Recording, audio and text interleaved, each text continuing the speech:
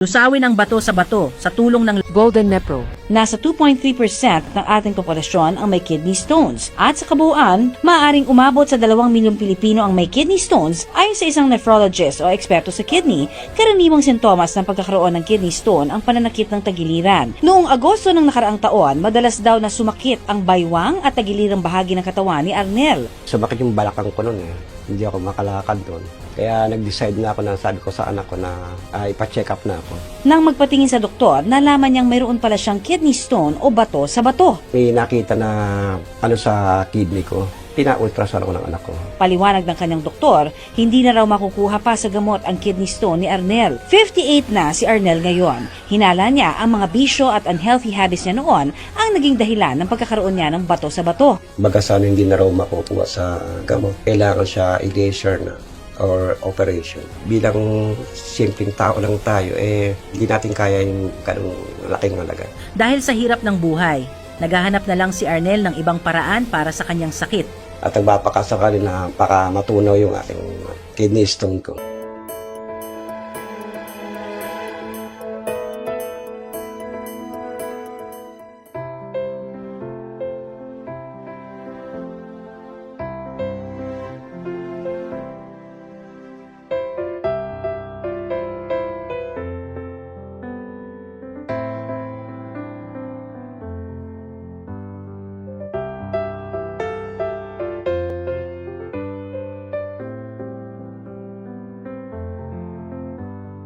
Magandang araw po, Dr. Willie Ong ito. May bagong reminder ako sa inyo. Ulitin ko yung mga tips natin para sa sakit sa kidney or mga sakit sa bato.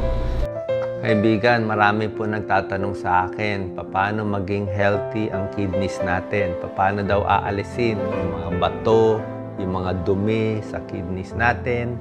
So, ganito po Pag ang kidneys, maraming pwedeng sakit Pwedeng kidney disease, pwedeng magkakaroon ng mga bato-bato.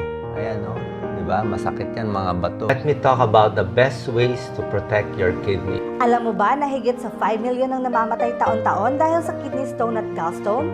Huwag mag-alala dahil na-imbento ng mga Japanese expert ang Golden Nepro na tumutunaw sa sakit sa bato at sakit sa abdo upang mapabuti ang malusog na pag-function ng bato at abdo sa araw-araw. Sinusuportahan ng Golden Nepro ang iyong mga bato at abdo gamit ang makapangyarihang mga halamang gamot at 90% na natural na katas. Ang Kidney and Gall Cleanse supplement na ito ay espesyal na ginawa mula sa Japan. At ang Golden Nepro ay nasa top 1 sa pinakamahusay na supplement na napapagaling ang kidney stone at gallstone sa loob ng 10 magkakasunod na taon. Both kidney stone and gallstone can cause very sharp pain. When the buildup blocks the organ from functioning normally. According to 80% of medical advice, stone will need to be removed by using Golden Nepro. The kidney stone is lodged in the ureters. It may block the flow of urine and cause the kidney to swell. Kidney failure, severe infections including blood poisoning, which can be life-threatening. Using Golden Pro twice a day keeps you away from 98% of kidney stones complications. Narito ang CT scan ni Mrs. Anna Vern na nagpapakita na marami siyang mga bato sa parehong kidney. Ang pinakamalaking bato ay 8 mm at 5 times 4 mm na mga bato sa kanyang kidney. Palagi kong pinapayo ng aking mga kliyente na kumuha ng Golden Nepro upang alisin ang mga bato sa halip na operasyon dahil ang operasyon ay napakamahal at ang pagaling ay mahirap. Matapos makaubos ng 4 na taon ng Golden Nepro, tuluyan nang nawala ang kanyang mga bato sa kidney. Nasisiyahan ka ba sa bisa ng Golden Nepro? Oo, Doktor. Salamat, Golden Nepro. Golden Nepro is totally effective and safe for me. I didn't experience any unpleasant side effects throughout the treatment period, and I felt confident in the product's quality because the detox supplement with Japanese formula is approved by the Food and Drug Administration of the Philippines. Golden Nepro products are easy to buy, easy to drink, especially suitable for my body.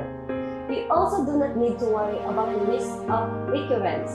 Golden Nepro will make sure that does not occur when stone size decrease from 9 mm to 4 mm after 4 weeks of taking it. Thank you, Golden Nepro. This item has been a blessing from God.